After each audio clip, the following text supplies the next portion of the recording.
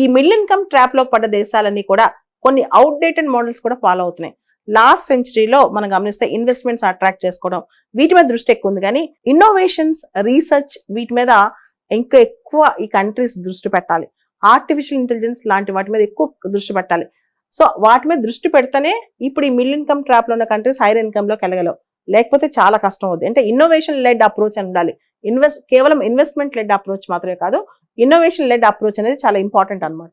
Simple గా చెప్పాలంటే middle income trap నుంచి బయటపడాలంటే ఇన్వెస్ట్మెంట్ మాత్రమే సరిపోదు, దాంతో పాటు ఇన్వెస్ట్మెంట్ ఇన్ఫ్యూజన్, ఇన్వెస్ట్మెంట్ అన్ని సెక్టర్స్కి వెళ్ళటం, అంతకు మించి ఇన్నోవేషన్ మీద దృష్టి పెట్టాం. ఇవన్నీ జరిగితేనే మిడిల్ ఇన్కమ్ ట్రాప్ నుంచి బయటపడి హైయర్ ఇన్కమ్ లెవెల్లోకి వెళ్తాం. అంటే ఎవరు చూపించిన technology, world class technology, innovation ఉన్న టెక్నాలజీని మనం బయట తీసుకొస్తేనే మిగతా దేశాల కాంపిటీషన్ తట్టుకోగలం అనమాట. ప్రస్తుతానికి మనం గమనిస్తే కనుక దాదాపు 108 దేశాలు ప్రపంచంలో, అంటే 75% దేశాలు మిడిల్ ఇన్కమ్ ట్రాప్ లోనే ఉన్నాయంట.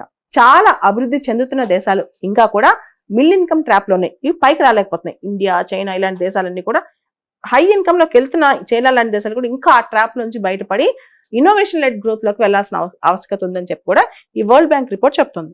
అదే విధంగా ఈ మిడిల్ ఇన్కమ్ ట్రాప్ లో పడ్డ దేశాలు ఏవైతే ఉన్నాయో ప్రపంచం మొత్తం జీడిపిలో 40% ఈ దేశాల దగ్గర నుంచే, ప్రపంచం మొత్తం కార్బన్ ఎమిషన్స్ లో 60% కూడా ఈ దేశాల నుంచి అంట. అంటే ఒకసారి ఆలోచించండి, మిడిల్ ఇన్కమ్ ట్రాప్ లోంచి ఇవి హై ఇన్కమ్ లో కనుక ఎలివేట్ అవ్వగలిగితే జీడిపి బాగా, ప్రపంచ జీడిపికి ఎక్కువ కంట్రిబ్యూట్ అవుతుంది, కార్బన్ ఎమిషన్స్ తగ్గుతాయి.